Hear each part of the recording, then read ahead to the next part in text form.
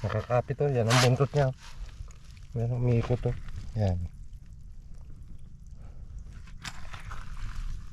Kilitiin natin. Tik tik tik tik tik tik. Tik tik tik tik tik tik. Labas na. Ubi.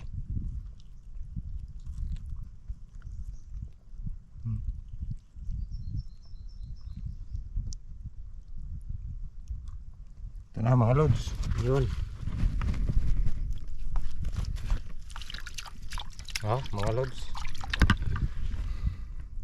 Labing haba. Yan ang ginagamit namin pamain. Haba.